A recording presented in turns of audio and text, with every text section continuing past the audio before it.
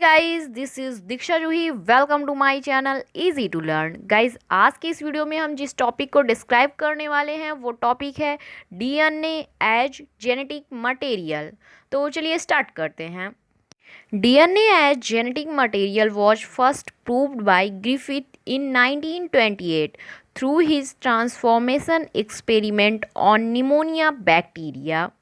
Guys, पहली बार 1928 में Griffith ने निमोनिया बैक्टीरिया पर हो रहे ट्रांसफॉर्मेशन एक्सपेरिमेंट के दौरान डीएनए को as a genetic material prove किया था। Griffith observed two strain of Diplococcus pneumoniae bacteria which cause pneumonia in animals. Guys, Griffith ने डिप्लोकोकस निमोनी के दो स्ट्रेन्स को देखा जिनके कारण एनिमल्स में निमोनिया कॉज होता था।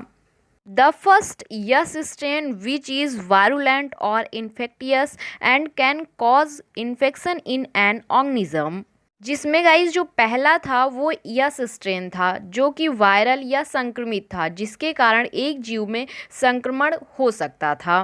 While the second R strain, which is non-virulent or non-infectious and cannot cause infection in an organism, जबकि गाइस जो दूसरा आर स्ट्रेन था जो कि वायरल नहीं था यानी संक्रमित नहीं था, और ये जो आर स्ट्रेन था वो जीव में संक्रमण नहीं कर सकता था। Griffith first takes S strain of pneumonia bacteria and it injected into a mice which result infection takes place and mice become die. Guys, सबसे पहले ग्रिफिथ जो है वो यस स्ट्रेन निमोनिया बैक्टीरिया का लेते हैं और इसे चूहे में इंजेक्ट करते हैं जिसके परिणाम स्वरूप चूहे में संक्रमण हो जाता है और चूहे की मृत्यु हो जाती है। Then he takes R strain of pneumonia bacteria and it injected into other mice, which result infection cannot takes place and mice will alive। फिर गाइस वो निमोनिया बैक्टीरिया के आर स्ट्रेन को लेते हैं और उसे दूसरे चूहे में इंजेक्ट करते हैं और इसके परिणाम स्वरूप गाइस संक्रमण नहीं होता है और चूहा जीवित रहता है।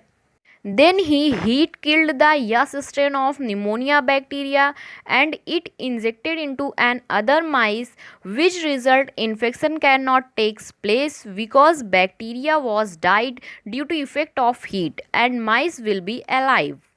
गाइस, फिर उन्होंने यस स्ट्रेन को गर्म किया जिससे कि निमोनिया बैक्टीरिया मर जाते हैं और फिर इसे वो दूसरे चूहे में इंजेक्ट करते हैं जिसके परिणाम स्वरूप चूहे में इन्फेक्शन नहीं होता है क्योंकि गर्मी के कारण जो बैक्टीरिया होता है गाइस उसकी तो मृत्यु हो चुकी रहती है, तो इसलिए इन्फेक्शन नहीं होता है और चूहा जीवित रहता है। Then he takes mixture of heat killed yes strain and R strain and it injected into another mice which result infection takes place and mice become die। Guys, फिर वो हीट किल्ड यस स्ट्रेन और R strain के mixture को लेते हैं और इसको दूसरे चूहे में इंजेक्ट करते हैं जिसके परिणाम स्वरूप संक्रमण हो जाता है और चूहा मर जाता है। Griffith observed that from his experiment it was DNA of yes strain pneumonia bacteria which transformed DNA of R strain into yes strain. That is why infection takes place and mice become die। Hence, Griffith from his transformation experiment proved that DNA as universal genetic material। Guys, Griffith ने अपने प्रयोग में देखा कि pneumonia bacteria के जो yes strain का DNA था वो आर स्ट्रेन के डीएनए को यस स्ट्रेन में बदल देता है। इसी कारण जब गाइस आर स्ट्रेन और यस स्ट्रेन के मिक्सचर को वो इंजेक्ट करते हैं माइस में तो माइस में संक्रमण हो जाता है और चूहा मर जाता है।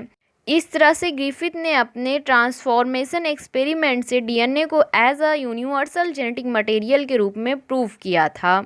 गाइज, मैं ग्रिफिथ के एक्सपेरिमेंट की एक आउटलाइन दे रही हूँ जिससे कि आपको समझ में आ जाएगा। गाइज, ये यस स्ट्रेन है जो कि वायरुलेंट यानी इन्फेक्टियस है और ये आर स्ट्रेन है जो कि नॉन वायरुलेंट और नॉन इन्फेक्टियस है। फिर गाइज वो यस स्ट्रेन को लेते हैं, चूहे में इंजेक्ट करते हैं जिससे इन्फेक्शन जो होता है वो टेक करता है या प्लेस करता है चूहे में और चूहा मर जाता है। फिर गाइज वो आर स्ट्रेन को लेते हैं और उसको माइस में इंजेक्ट करते हैं। ये नॉन इन्फेक्टियस है इसलिए चूहे में कोई इन्फेक्शन नहीं प्लेस करता है और चूहा अलाइव रहता है, जिंदा रहता है। फिर गाइज वो हीट किल्ड यस स्ट्रेन को लेते हैं और उसे माइस में इंजेक्ट करते हैं, जिसके परिणाम स्वरूप इन्फेक्शन प्लेस नहीं करता है और माइस अलाइव रहता है। फिर guys heat killed yes strain और आर स्ट्रेन दोनों को ही वो लेते हैं, उसके बाद इसे माइस में इंजेक्ट करते हैं और इसके परिणाम स्वरूप इन्फेक्शन प्लेस करता है और माइस डेड हो जाता है, जिसके कारण ये सिद्ध होता है गाइज जो यस स्ट्रेन का जो डीएनए था वो आर स्ट्रेन में जाता है और उसको यस स्ट्रेन में चेंज कर देता है, यानी नॉन इन्फेक्टियस से उसे इन्फेक्टियस बना देता है और फिर माइस डेड हो जाता है, जिसके कारण ये प्रूफ होता है कि डीएनए जो है वो सेल्फ रेप्लिकेट कर सकता है और वो अपने जैसे प्रतिरूप बना सकता है, इसलिए वो जेनेटिक मटेरियल है। Guys, in short, we can say that DNA have capacity of self-replication, so that is a genetic material. Guys, संक्षेप में हम कह सकते हैं कि डीएनए में सेल्फ रेप्लिकेशन की क्षमता होती है, इसलिए वो एक जेनेटिक मटेरियल है। तो गाइज़ आज की इस वीडियो में बस इतना ही। गाइज़ अगर आपको मेरी वीडियोज़ अच्छी लगती हैं तो प्लीज़ इसे शेयर करें और साथ ही साथ मेरे चैनल को सब्सक्राइब करना ना भूलें। Thank you.